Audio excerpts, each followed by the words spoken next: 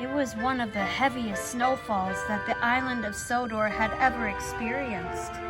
Even with their snowplows, the engines of Sir Topham Hatt's railway found it impossible to clear the tracks and continue their work.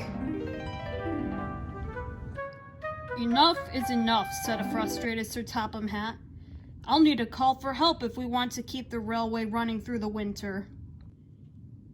The next day, Thomas and Percy were waiting for instructions when they saw a strange sight. A huge flurry of snow flying up from the tracks, heading straight for them. Just marvelous, exclaimed Sir Topham Hatt. We'll have no trouble keeping the tracks clear now that Dustin is here. Thomas and Percy, meet my new steam-powered snow removal engine.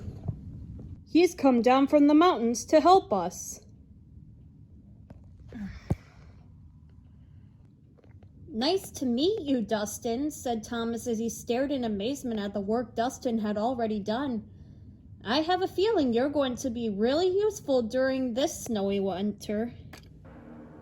Even after the snow had stopped, much of the railway was still covered, and Dustin kept busy by clearing the tracks. Then the weather grew warmer and the snow started to melt. Dustin had roamed the rails looking for snow to clear, but there was none.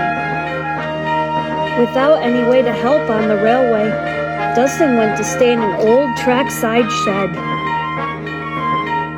How can I be really useful if it's not snowing? Dustin wondered sadly.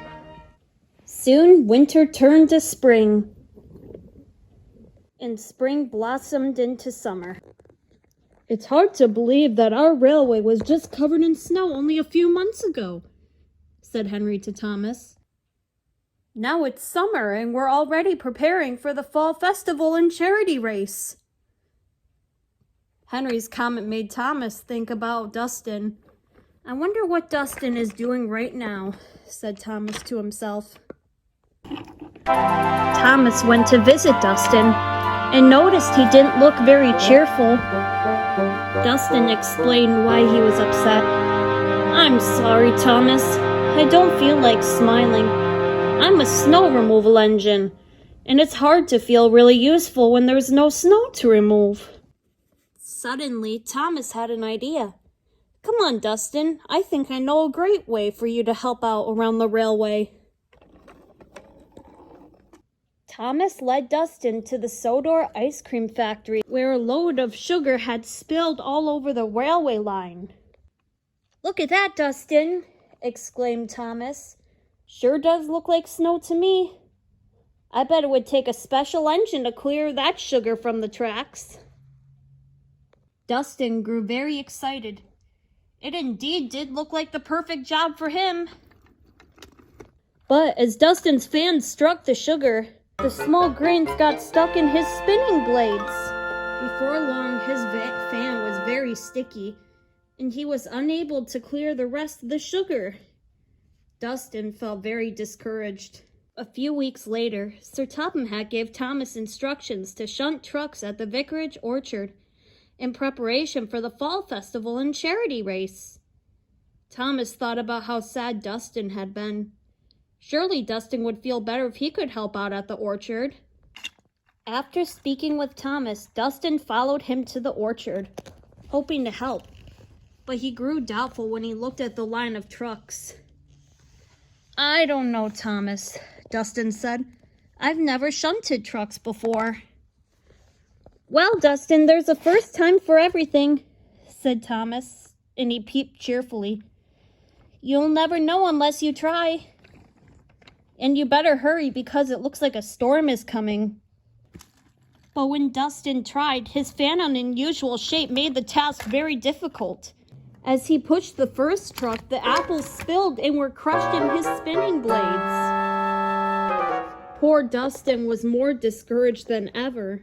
I'm sorry, Thomas, Dustin said glumly. It seems like there isn't much use for me now. I'm not even fast enough to join the charity race tomorrow. I'll just go back to my shed and wait until winter. Feeling quite hopeless, Dustin left the orchard. The wind started to blow. The storm raged all through the night, and the next morning, the engines woke to find the railway tracks and countryside covered in debris. The storm had knocked down telephone poles, cables, trees, bushes, and even the water towers. Sir Topham Hatt arrived that morning to speak with the engines.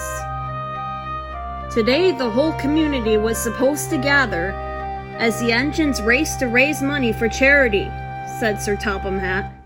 But the storm has covered the railway with debris, and we won't be able to clear the tracks before the race. Excuse me, sir, said Thomas, but I think I know how we can clear the tracks quickly and still have the race. Sir Topham Hatt looked puzzled as Thomas raced off without further explanation.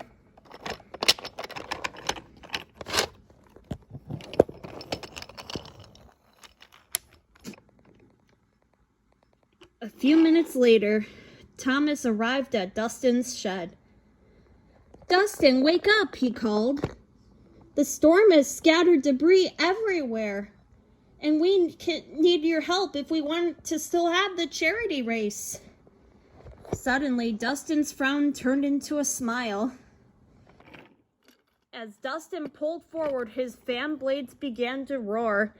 "You can count on me, Thomas," he said excitedly as his blades easily cut through the limbs and branches blocking the tracks. Thomas followed behind as Dustin's fan quickly cleared debris from all over the railway.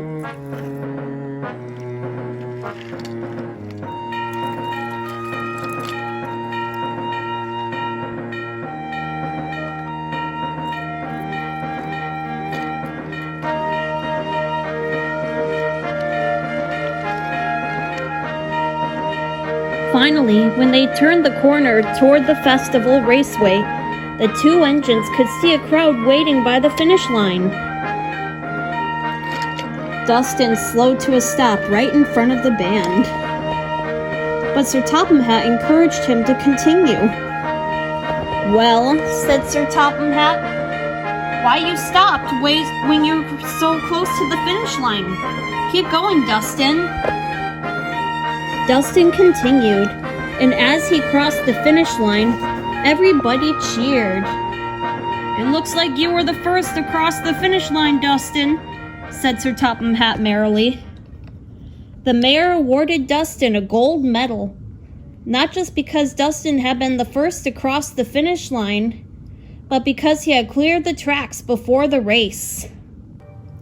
"I may be the #1 engine on Sodor," said Thomas to Dustin with a smile, "but today it looks like that you are the real winner."